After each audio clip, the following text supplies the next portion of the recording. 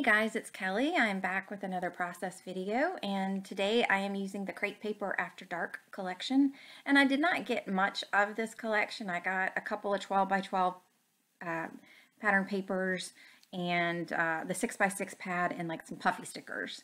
And I knew that I wanted to do some strips on my layout, so I just pulled out some things in my stash that I thought might work. And the first layout that I did had a craft cardstock as the main feature backed on another larger pattern paper. And for this one, I wanted to change it up and use white cardstock as my base, which is one of my normal things that I like to do. And I just like that it's so bright, and just wanted to change it up a little bit. So when I was thinking about what I wanted to do with this layout, I knew I wanted to use strips, and I knew I wanted to do a larger photo corner. And so at this point, it's just trying to figure out what colors I wanted to do. And I brought in the yellow because, you know, the yellow stars just made a nice accent piece of paper for Halloween as well. And my challenge for me was to use the traditional Halloween colors and not like play on the pink that is in her costume. Excuse me. And you know, so it can be a challenge when you have, you know, pretty costumes that aren't necessarily orange or black or yellow, and trying to figure out how to make them work. So I wanted to be able to make a layout and show you how you can do it without having a clash of the colors. So I'm looking at these strips, and I know that it is nothing that I really want. It was too dark, it was too blah, so I cut off another strip to lighten it up, and I'm like, you know what, that's too light at the bottom, it's too dark at the top. And I, you know, debated on using this paper, and I finally decided that yes, it's what you want to use, and you know, you bought the paper to use it, so don't hoard it. So I decided that that would make the perfect corner, and also the bottom strip on the page, and that just helps bring weight to the top and the bottom. And then I just used that thin strip of wood type paper, and I think that is Kessie art. I'm not sure. I think that was from an old Studio Calico kit that I've had for a while. So right away, now that I've changed these strips around, I'm already liking the layout a lot more. And you know, now I want to focus on getting my mats under my photo. And I thought that putting the photo matting it on vellum would also help take off some of that, or take away some of the busyness of that bottom paper. And I really like it, and I liked the fact that it had some yellows and the oranges weren't quite as bright. And I thought that that would be a great way to introduce the typical Halloween color without being overwhelming on the page.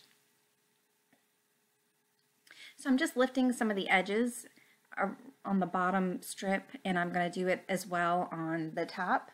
And I just like that extra little bit of dimension that it gives to the page.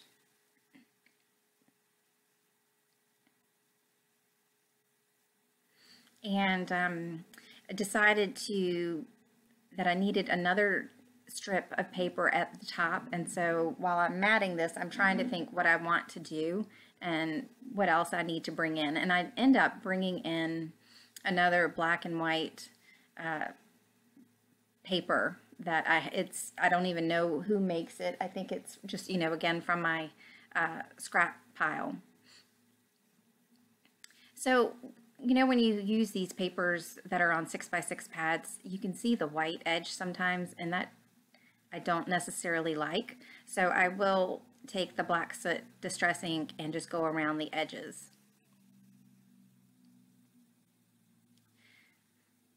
Now this tag that I'm using is one of their cut apart sheets, and I love all the different tags, and I thought it was just so cute. And you know, it was kind of a hard choice for me to decide what to use, but I decided to go with the more neutral to,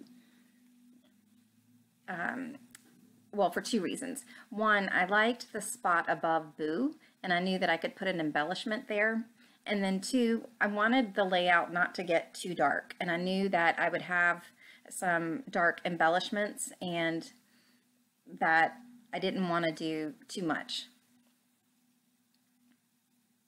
So I really like that addition of that black and white, I guess chevron paper at the top. I thought it brought in just enough black to make it feel a little bit more balanced.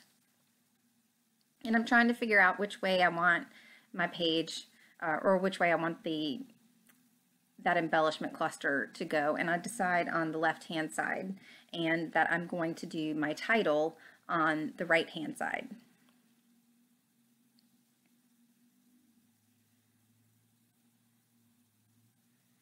So again, just ruffling up those edges. And I think that's probably one of the popular things right now. I love doing it, and it seems like a lot of other people do as well.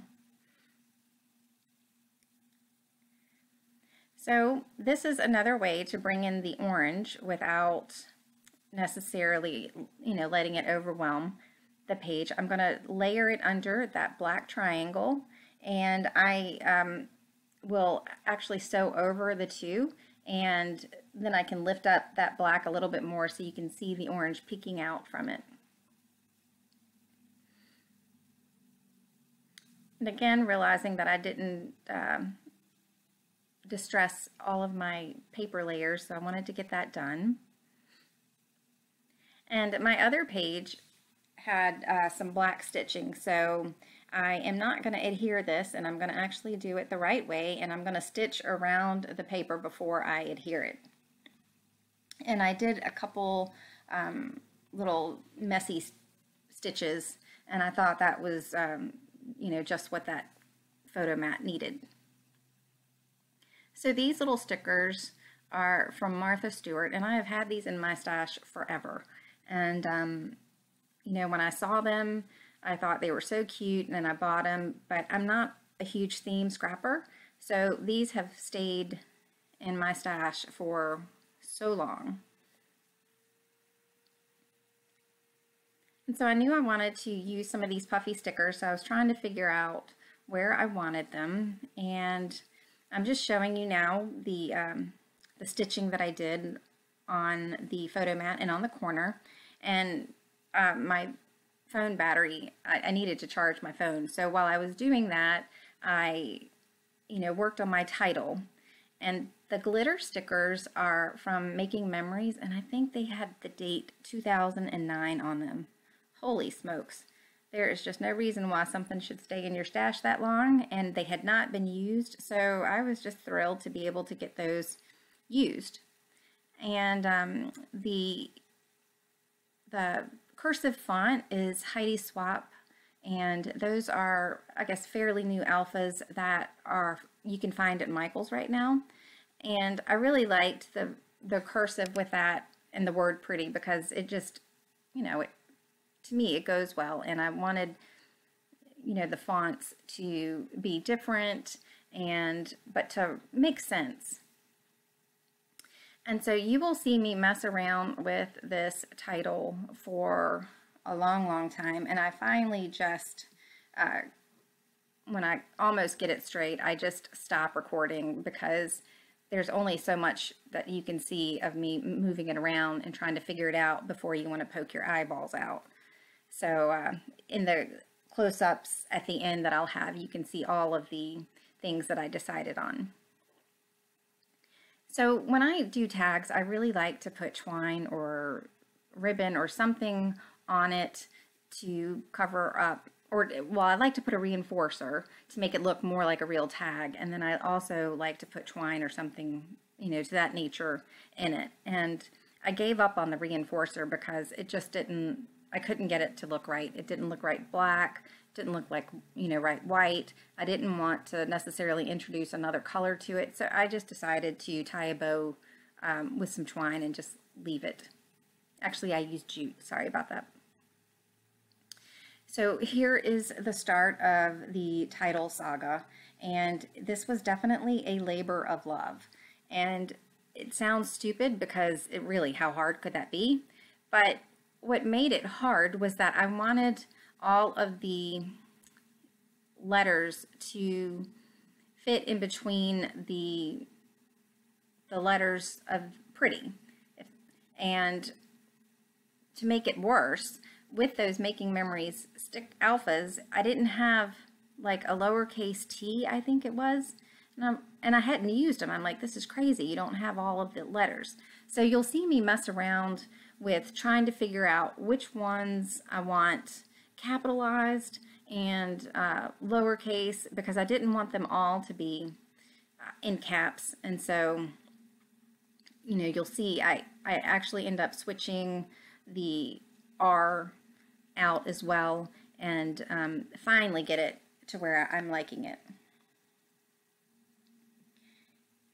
So the close-ups at the end will also show how I took a couple of gold stars and just added that around the page as well.